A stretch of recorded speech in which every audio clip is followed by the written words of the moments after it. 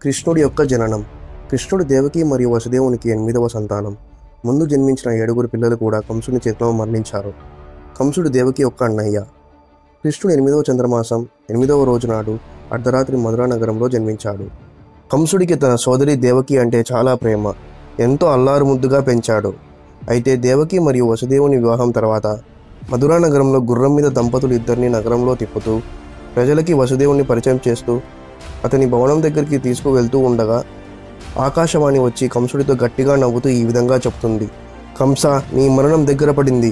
నీ మరణం నీ ఈ సోదరి యొక్క 8వ సంతానం వల్లనే కలుగుతుంది అని అక్కడి నుండి అదృశ్యమైపోతుంది. ఇది విన్న తర్వాత మృత్యుభయంతో దేవకిని చంపేద్దామని చూస్తాడు. కానీ ఒక స్త్రీని చంపడం పాపమని తనని చంపకని ప్రతిమాలాడితే కంసుడు వసుదేవుణ్ణి మరియు దేవకిని కారాగారంలో బంధిస్తాడు. అలా కొన్ని సంవత్సరాలు గడుస్తున్నాయి. పుట్టిన పిల్లల్ని పుట్టినట్టే కంసుడు హతమారుస్తున్నాడు. కృష్ణుడు అర్ధరాత్రి జన్మించిన కారణంగా అక్కడి కాపలా వాళ్ళు కంసుడికి చెప్పడానికి భవనానికి వెళ్తారు. కృష్ణుడిని చూసి తల్లి దేవకి మరియు తండ్రి వసుదేవుడు ఎంతో ఆనందంతో మురిసిపోతూ ఎంతో సంబరంగా ఉంటారు. కానీ అదే సమయంలో కంసుడు కృష్ణుడిని చంపేస్తారనే భయంతో కూడా ఉంటారు. అయితే అదే సమయంలో శ్రీ మహావిష్ణు ప్రత్యక్షమై దేవకి మరియు వసుదేవునికి ఈ విధంగా చెప్తాడు: వసుదేవ, ఈ శిశువుని తీసుకువెళ్ళి గోకులంలో నందుడు మరియు యశోదల దగ్గర వదిలిపెట్టి అక్కడ ఉన్న బిడ్డని ఇక్కడికి తీసుకురండి. ఈ శిశువు అక్కడ భద్రంగా పెరుగుతాడు. ఈ శిశువు వలన రానున్న కాలంలో లోక కళ్యాణం జరుగుతుంది అని చెప్పి అక్కడి నుండి అదృశ్యమవుతాడు. విష్ణు మాయ వలన అక్కడ ద్వారపాలకులంతా సోయ తప్పి పడిపోతారు. వసుదేవుడు కృష్ణుని తీసుకుని కారాగారం నుండి బయటకు వెళ్తాడు. జోరున గాలిలో, వర్షంలో దట్టమైన అడవులు దాటి నదులు దాటి వెళ్ళి గోకులంలో నందుడికి అప్పగిస్తాడు వసుదేవుడు. నందుడు మరియు యశోదకి మరో కుమారుడు ఉన్నాడు. అతని పేరు బలరాముడు. వీళ్ళతో పాటు కృష్ణుడు పెరిగాడు.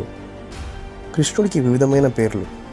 కృష్ణుడికి చాలా పేర్లు ఉన్నాయి. అవి ఏమిటనగా గోవింద, మురారి, అచ్యుత, కన్హ, నందకిషోర, విఠల, వసుదేవ, గోపాల, గిరిధర, చిత్తకోర, నవనీతకోర, ఘనశ్యామ, మురళీధర, పీతాంబరధార, గోపిలోల, రసవిలోల, నటవర నగర, రాధారమణ, వనమాలి మరియు Banke Bihari. Demons killed by lord Krishna.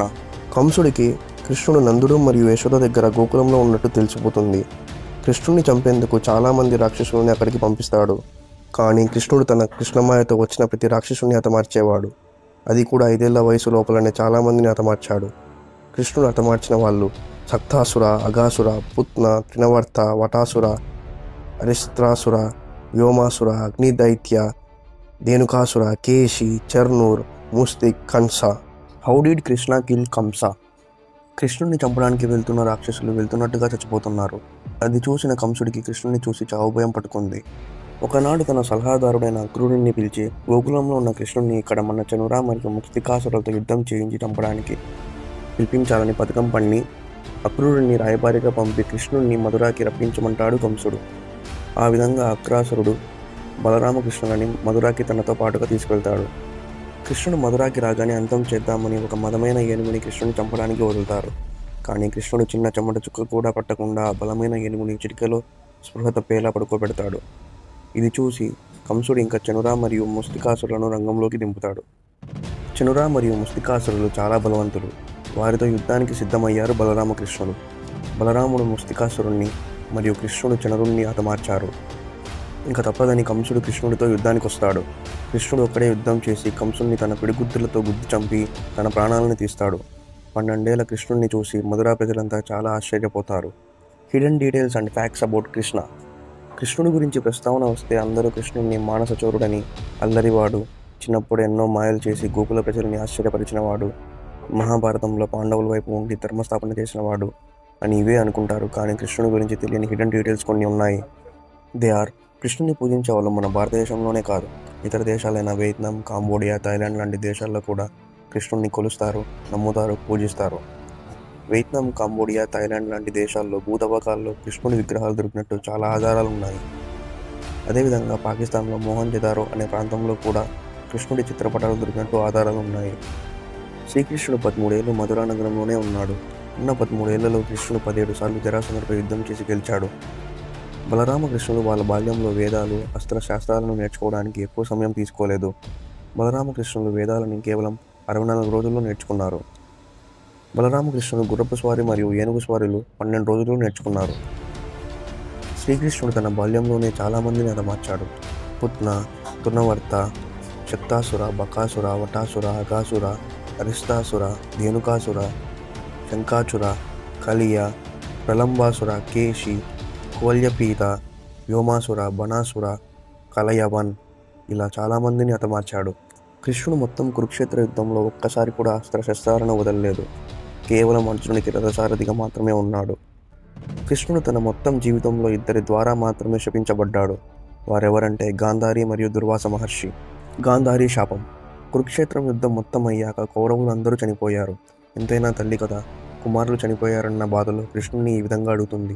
Narayana, నువ్వు తలుచుకుంటే ఈ యుద్ధాన్ని ఆపగలవుగా, కానీ ఎందుకు ఆపలేదు? నా కుమారులు చావడానికి నువ్వు కూడా కారణమే అని క్రోధిస్తూ కృష్ణుని ఈ విధంగా శపిస్తాది. నారాయణ, నువ్వు నీ రాజ్యాన్ని, నీ ప్రజలని కోల్పోతావు. నీ యాదవ వంశం మొత్తం నాశనమైపోతుంది. ఒకరినొకరు హతమార్చుకుంటారు. నీ రాజ్యం మొత్తం సముద్రంలో మునిగిపోతుంది. నువ్వు ఎవరు లేకుండా అడవిలో ఒక్కడివి ఉండి ఒక కషాయి వాడి చేతిలో మరణిస్తావని శపిస్తాది గాంధారి. దుర్వాస మహర్షి శాపం. ఒకనాడు కృష్ణుడు మరియు రుక్మిణిని వేడివేడిగా పాయసం వండమన్నాడు దుర్వాసుడు. అయితే ఆ ప్రసాదాన్ని కృష్ణుడు వంటికి రాసుకోమంటాడు. కానీ ప్రసాదం కాబట్టి కృష్ణుడు పాదాలకు తగలకుండా శరీరమంతా రాసుకుంటాడు.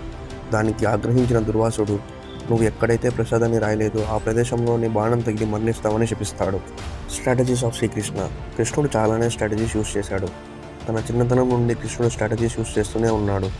అందులో మొదటిగా మాట్లాడాల్సింది కృష్ణమాయ. కృష్ణుడు బాల్యంలో చాలామంది రాక్షసులను అంతం చేశాడు. అది కూడా గోకులంలో ప్రజలు చూస్తుండగానే.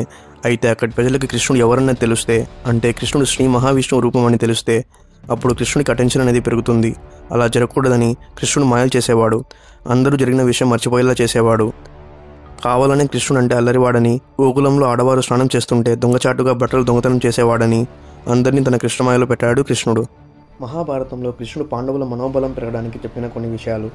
బలహీనతని కూడా మన బలంగా మార్చుకోవడం, మన శత్రువులను కూడా మిత్రులుగా మార్చుకోవడం, బాధ్యతలను తెలుసుకోవడం, బాధ్యతలను పంచుకోవడం, మనకంటూ నిజాయితీగా ఉండే అనుచరులు, మన శత్రువు గురించి అంచనా వేయడం అని తెలుసుకోవడం, శత్రువు బలహీనతలు తెలుసుకోవాలి, మన లక్ష్యాలకి ఎప్పుడు కట్టుబడి ఉండాలి, అవతలి వాళ్ళ అభిప్రాయాన్ని కూడా గౌరవించాలి, సమయానికి తగ్గ ప్రమాదాలని తెలుసుకోవాలి మరియు ఎదుర్కోవాలి.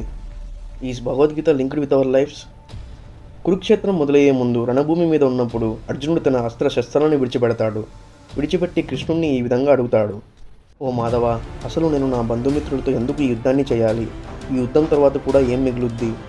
ఈ రణభూమి మీద చావులు, ఏడుపులు తప్ప ఏం మిగలదుగా. మరియు నా సోదరులను చంపి మేము రాజ్యం దక్కించుకున్నా మాకు శాంతి అనేది దక్కదు అని చింతిస్తూ చెబుతాడు. అప్పుడు కృష్ణుడు అర్జునుడికి తన అసలు విష్ణు రూపాన్ని చూపించి భగవద్గీతని మరియు కర్మ సిద్ధాంతాన్ని అర్జునుడికి చెబుతాడు. భగవద్గీత అనేది మానసికంగా బాధపడుతున్న వారికి ఒక కొత్త కోణాన్ని క్రియేట్ చేసి మానసికంగా దృఢపరుస్తుంది. బాధలో ఉన్న వారికి ఆనందాన్ని ఇస్తుంది.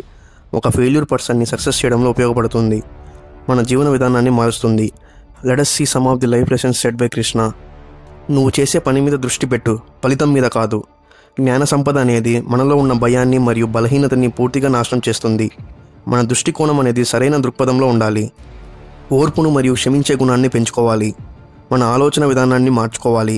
ప్రశాంతంగా ఉండడం, నిర్భయంగా ఉండడం, కోపాన్ని కంట్రోల్ చేసుకోవడం, చివరికి ఏదీ శాశ్వతం కాదని అర్థం చేసుకోవాలి. డిఫరెన్స్ బిట్వీన్ రామధర్మం అండ్ శ్రీకృష్ణ ధర్మం. రామావతారం అండ్ కృష్ణావతారం రెండు విష్ణు అవతారాలే. రెండిటికీ పెద్ద డిఫరెన్స్ ఉండదు. కానీ రామావతారంలో ధర్మనిష్ట ప్రధానం, అదేవిధంగా కృష్ణావతారంలో లీల ప్రధానం. రాముడు రాక్షసులను చంపడానికి ఎటువంటి మాయలు, లీలలు చేయలేదు. ఎప్పుడు అస్త్రశస్త్రాలను ఉపయోగిస్తూ ఉండేవాడు.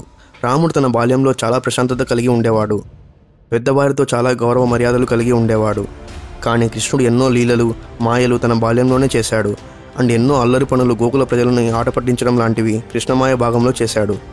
రాముడు ఏకపత్ని వ్రతుడు, అంటే ఒకటే భార్య మరియు ఒకటే బాణమని ఉండేవాడు. అదే కృష్ణుడు అష్టభార్యలు మరియు 16,000 గోపికలు. ఇవి కూడా కృష్ణలీలలో ఒక భాగమే.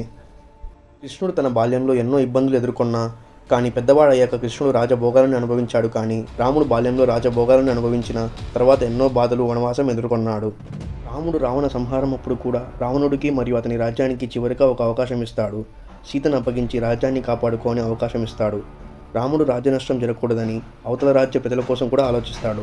అదేవిధంగా అర్జునుడు యుద్ధం ఆపేద్దాం అనుకున్నప్పుడు కృష్ణుడు ధర్మస్థాపన అనివార్యమని అర్జునుడికి కర్మఫలం అంటే చెప్పి రాజ్య ప్రజలని కోల్పోతున్నందుకు బాధపడతారు కృష్ణార్జునులు. చివరగా రామకృష్ణులు ఆచరించే ధర్మాలకి పెద్దగా భేదాలు లేవు. రామావతారమైన కృష్ణావతారమైన వారు కోరుకునే మరియు చెప్పే ధర్మం ఒక్కటే: శాంతి స్థాపన మరియు ధర్మస్థాపన.